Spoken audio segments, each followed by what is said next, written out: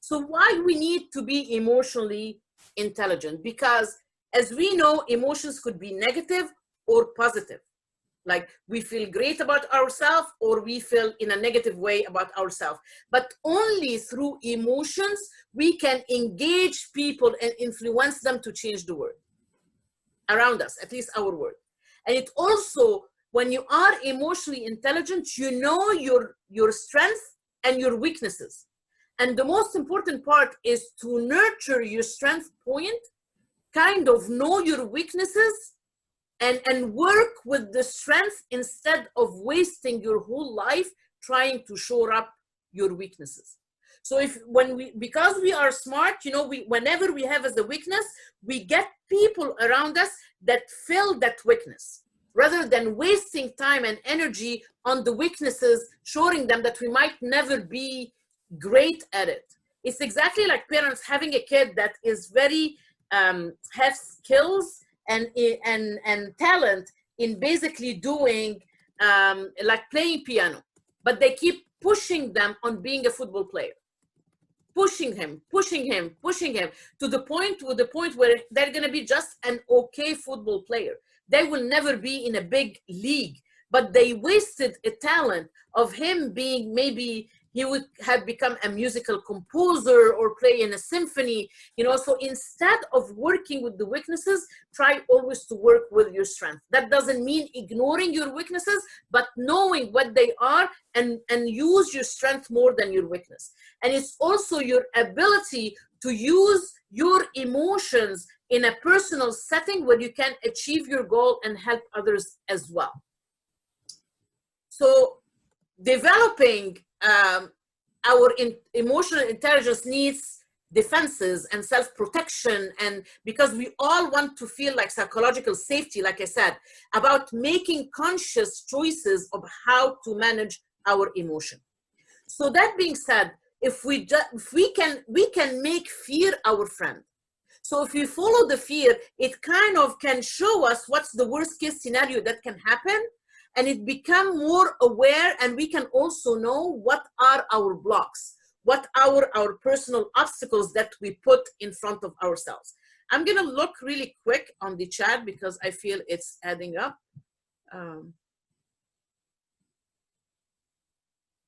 Exactly, Wendy, we need emotional intelligence more than ever right now.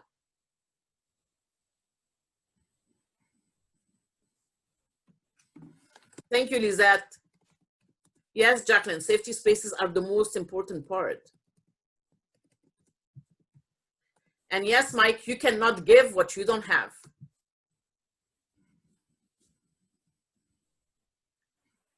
Lack of what, Natalie? Lack of emotional intelligence makes depression? No.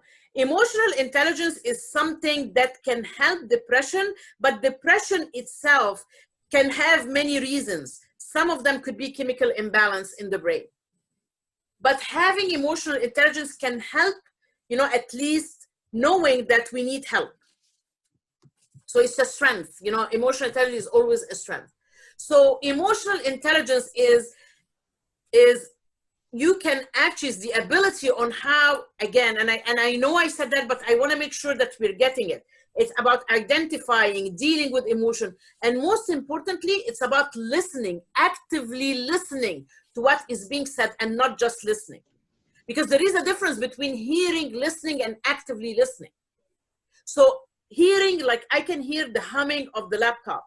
Listening is when, like, yeah, I can listen to you, but not really. Actively listening is when we shut up, both mentally and physically. Because how many of us, when we are listening to someone, our brain is going somewhere else and we miss half of what they're saying. And also active listening, meaning that we stop what we have in our mind as labeling, like, oh no, you don't know what you're talking about, or you're too young, or judging people, you are too old, you're too conservative, you're too liberal. And once we start putting these labels and judgments on people, we don't listen anymore. And it's about having always a space in our mind of learning something new. We should go into conversation having that need, or even that will, that we might be so different, but I might learn something new. instead of just closing up. And once we close up, we don't learn. And once we don't learn, we don't grow. And when we don't grow, we die inside. So a monk had invited one of the students for a cup of tea. And he took the teapot and he started putting tea in the teacup, filled it up, and still kept pouring tea, and it went on the side.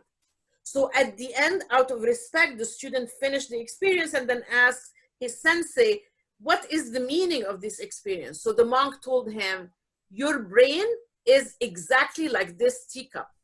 If you do not leave any space at the top where you can add some more tea, whatever you try to add will go on the sides. So that's a visual for you.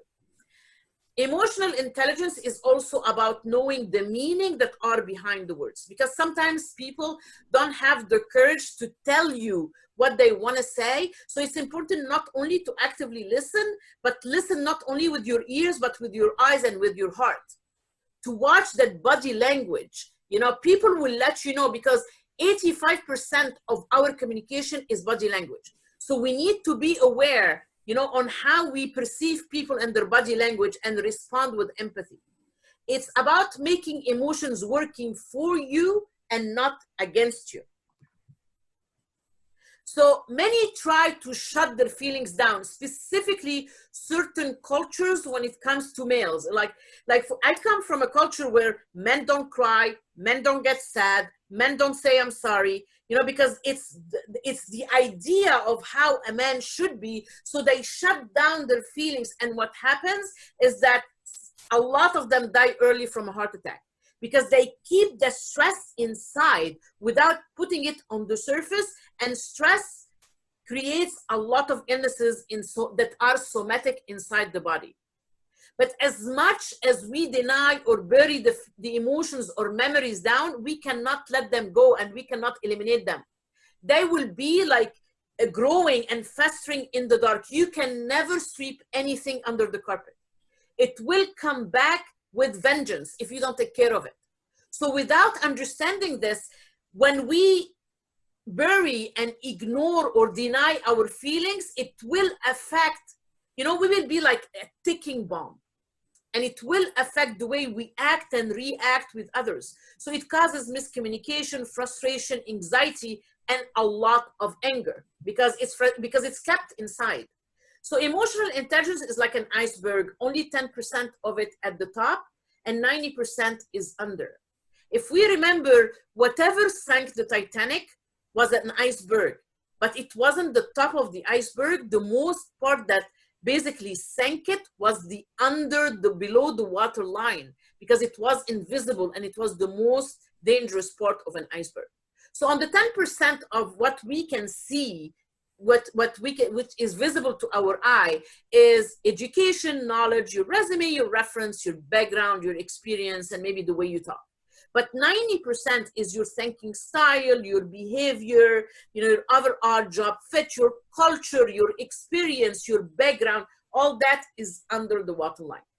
And that's why we need our emotional intelligence will help us get into what's behind the eye can see.